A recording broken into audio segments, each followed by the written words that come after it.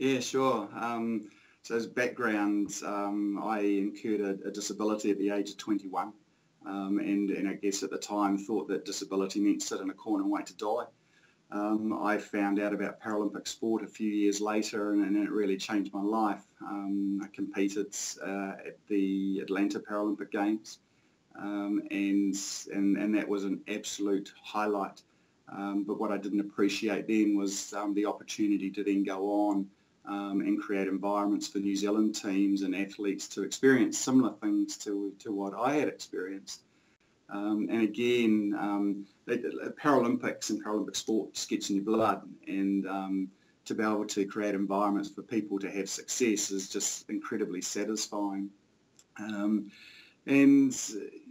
having run games teams and then starting to think more globally, really pursued the opportunity to be on the International Governing Board, which was a true honour to achieve 4 years ago.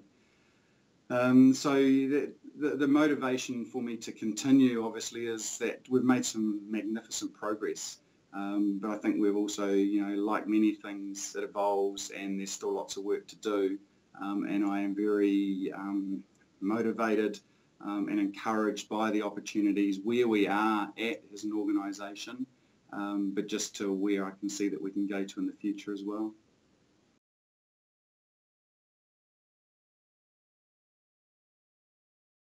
There's many remarkable achievements of the Paralympic movement, but I think, and I know we use it as part of our phrase, but it's just how the organisation and our athletes inspire and excite people, and it's an easy statement, excuse me, easy statement to say, but I think in reality it's how people witness our athletes and what they do in achieving the seemingly impossible, and it does act as an inspiration, and to see that particularly in young people, not just in your own domestic market, but how that acts as a catalyst for change around the world, is probably one of the most successful things that we can deliver, and how that leads to social change and inclusion and acceptance, and then from a career and a work point of view, and we still have it in far too many countries, where people with an impairment or a disability are seen as not being able to contribute to society,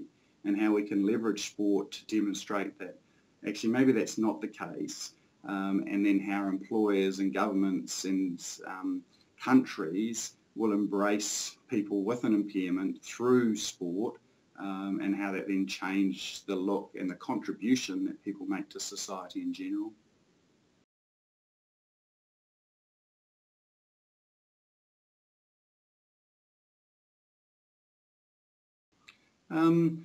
I'm not sure I see lots of challenge. I see lots of opportunities.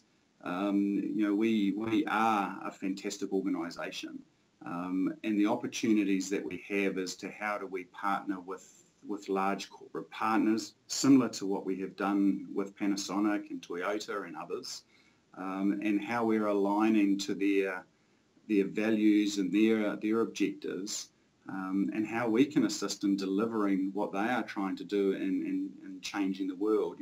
Panasonic talks about a better life, a better world, and that underpins, I guess, what we're trying to do through sport. And so how we partner with those corporate partners to both mutually benefit from what we're trying to deliver, I think is huge. Sure, we will face challenges over the years. That's natural. I think, I'd like to think that the challenges that we face are the development of the less developed nations, and starting to put up large numbers of quality athletes. Our opportunity is how we help them develop that, and then that will put pressure on us to, what the Paralympic Games becomes in the future, and whether that becomes a bigger event, or whether there are other pathway events around the youth activity that leads into the pinnacle event of the Paralympic Games. So yes, there's a lot of work to do. There always will be, but I see that there's far more upside than what there is challenge that we need to address. Underpinning all of this will need to be good governance, understanding what our athletes are doing and being very connected with athletes and doing that through our memberships and our sports federations.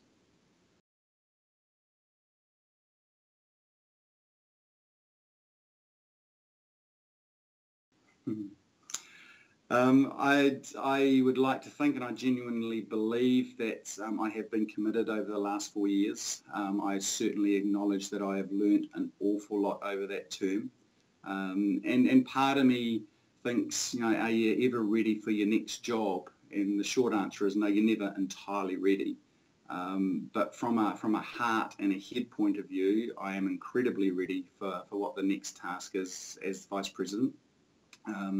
You know, I relish the opportunity to work alongside the new board.